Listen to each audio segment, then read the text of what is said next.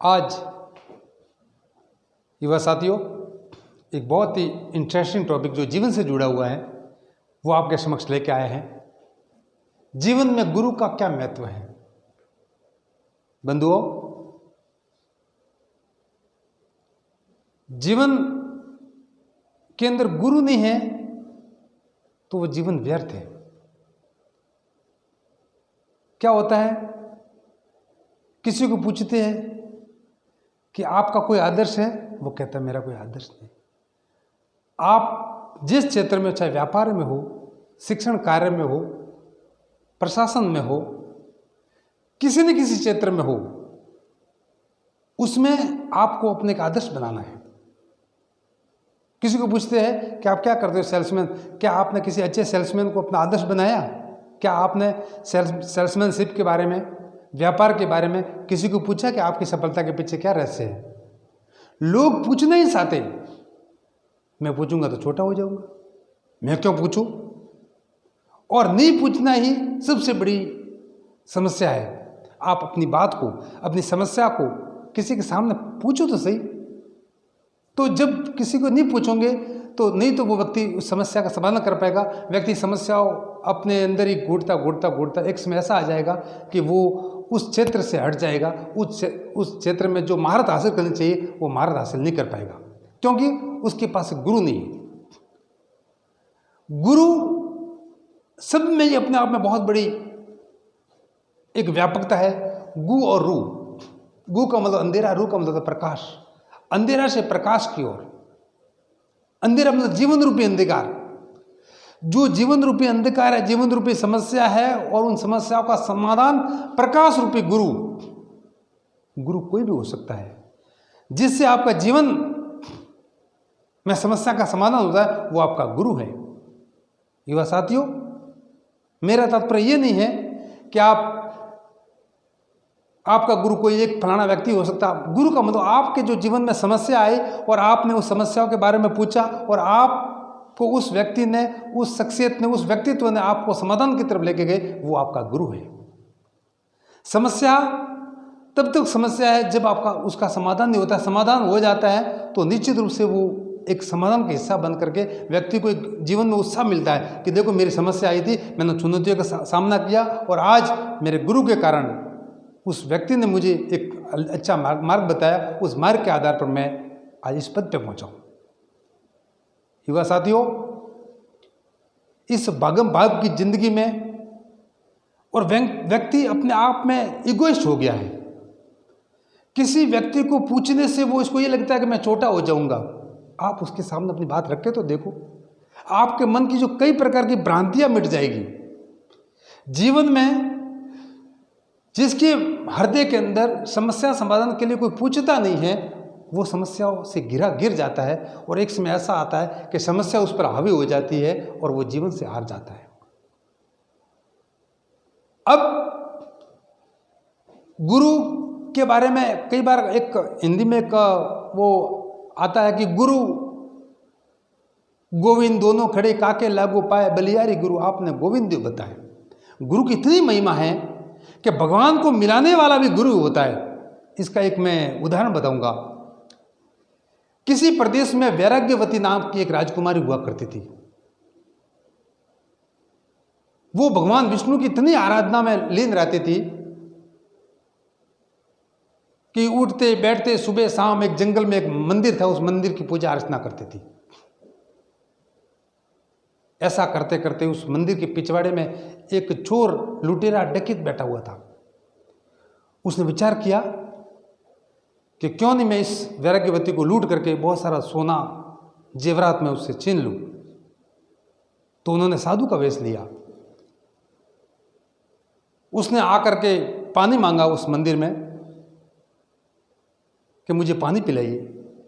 तो उसने पानी से लोटा लेकर के पानी पिलाने की जैसे ही वो पानी पिलाने लगी तो उसने, साधु ने कहा कि मैं ऐसे पानी नहीं पीता हूँ, मैं उसी के हाथ से पानी पीता हूँ जिस हाथ से जिसको मैंने दीक्षा दी हो।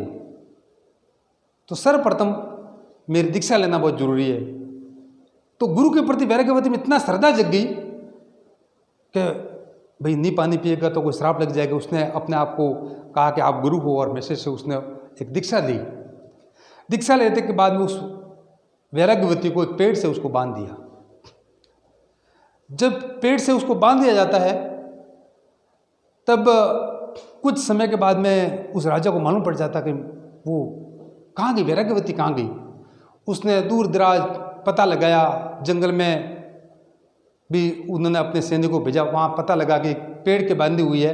उन सैनिकों ने राजा को मैसेज दिया कि वैराग्यवती तो पेड़ के बांधी हुई है। उन्होंने कहा कि आप मुझे मत खोलो, मेरे गुरुजी ने मुझे बांधा है, और ये कहा है कि किसी से भी आप इस पेड़ से खोलने की आप निवेदन मत करना और जाना मत। तो मैं जब तक गुरु नहीं कहेंगे तब तक मैं यहाँ से नहीं जाऊँगी। अब वो विष्णु की उपासक थी। इसी दौरान उससे जो गुरु बन के आया था उसने उस महिला के जितने भी जेवरात थे वो लूट के लेके चला गया। अब भगवान विष्णु को मालूम पड़ गया कि अरे मेरा भक्त दुखी है, नारद जी आप जाइए। तो नारद मुनि वहाँ नारायण नारायण करते पहुंच जाते हैं। जब नारद मुनि पहुंचे तो कि तुरंत उसने पहचान लिया कि मुझे पहचान लिया। उस महिला से कहा कि मैंने आपको पहचान लिया, आप नारद मुनि हो। तो मुझे भगवान विष्णु ने भेजा है और आपको पेड़ से खोलने के लिए कहा है कि नारद जी मुझे माफ़ करना, मुझे तो मेरे गुरु जी खोल सकते हैं। तो आपका गुरु कौन है? कि मेरा गुरु वो थे वो। तो कि वो ढोंगी होगा, पाखंडी होगा, कुछ भी होगा, लेकिन यदि वो गुरु नहीं होता तो आप यहाँ नहीं आते। मैं आपसे निवेदन करती हूँ कि आप मुझे मत खोलो। नारद मुनि वापस चले गए। विष्णु से निवेदन किया कि भगवान वो तो इतनी उस गुरु के प्रति श्रद्धा है, उसने कहा कि मेरा गुरु ही आकर मुझे खोलेंगे। तो नारद मुनि ने जब विष्णु भगवान से कहा, विष्णु भगवान स्वयं आ गए। उसने अपना शस्त्र बाहु का रूप लेकर के उस महिला के सामने आ गई। महिला ने प्रणाम किया कि भगवान मैंने आपको रूप को देख लिया, आप भगवान के रूप में हो।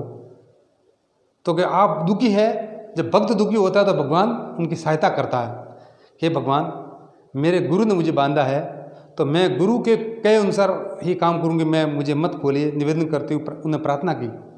भगवान विष्णु भी बिल्कुल आश्चर्यचकित हो गए कि ऐसे कौन से गुरु है। उन्होंने कह दिया कि भाई उस गुरु को ढूंढ के लाओ। अब चारों ओर जहाँ जहाँ था उन्होंने उस जो लुटेरा डकैत था उसको ला करके पूछा, भगवान आपको बुला रहे हैं। वो लुटेरा भी घबरा गया, कैसा क्या हो गया। आ करके देखा तो लुटेरा खड़ा है जो गुरु रूप में बना था, उधर भगवान खड़े हैं और भगवान विष्णु उसको कहते हैं कि आप उसको खोलिए। तब वो उसको खोलने के बाद में वो वैराग्यवती कहती है इधर भगवान खड़े हैं, इधर गुरु खड़े हैं। तब ये बात आई, गुरु गोविंद दोनों खड़े काके लागू पाए, बलिहारी गुरु आपने गोविंद देव बताए। यदि गुरु नहीं होते तो भगवान आप भी नहीं आते। तो गुरु की वो महिमा है, भगवान को साक्षात आना पड़ा। इसके बारे में और भी कहते हैं कि नादान होते वो लोग जो गुरुओं का अपमान करते हैं। नादान होते वो लोग जो गुरुओं का अपमान करते हैं। गुरु तो वो खान जिन्हें भगवान भी सलाम करते हैं, जिन्हें भगवान भी सलाम करते हैं। ये वही वाक्य है। अतः जो मेरी बात को सुन रहे हैं, जीवन में हर व्यक्ति का अपना गुरु होना चाहिए। बिना गुरु के गति नहीं होती है। गुरु के आपका जीवन व्यर्थ चला जाता है। कहते हैं कि गुरु गुंदा गुरु बावला, गुरु देवन का देव, देवों का देव गुरु है। आप जिस प्रकार से बिना लाइट के अपने को कोई चीज़ स्पष्ट नहीं दिखाई देती है, उसी प्रकार बिना गुरु से आपका जीवन रूपी अंधकार मिट नहीं सकता है। अतः आप जिस किसी को भी अपना गुरु मानो, उसको आदर्श मान करके जिस क्षेत्र में हो, कोई जरूरी नहीं, आप व्यापार में हो सकते हो, आप शिक्षण कार्य में हो सकते हो, आप छोटे मोटे धंधों में हो सकते हो, आप उसको गुरु बनाइए। आपका एक आदर्श होना चाहिए कि मैं उसके अकॉर्डिंग काम करूंगा। तो आप अपने जीवन को गुरु के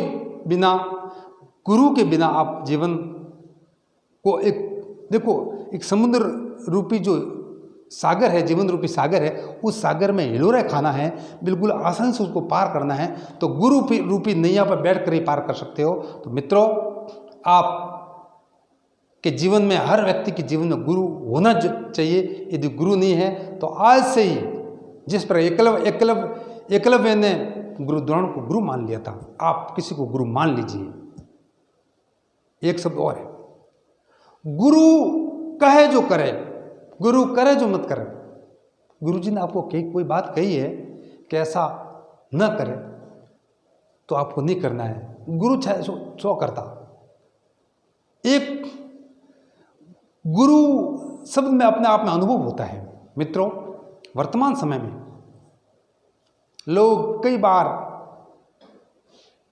वृद्धजनों का, बुजुर्गों का सम्मान नहीं करते।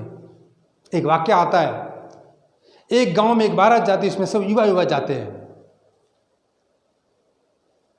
तो उस बाराती को मालूम पड़ जाता है कि इस बारात में कोई बुजुर्ग नहीं है, तो इन युवाओं को प्रश्न छोड़ देते हैं। उन युवाओं से कुछ कह देते हैं कि आप बारात लेके तो आए, लेकिन हम आपको तभी हमारी बिटिया की शादी करवाएंगे जब आप हमारी बात को मानोगे, हमारी बात को पूरी करोगे, हमारी मांग को पूरी करोगे।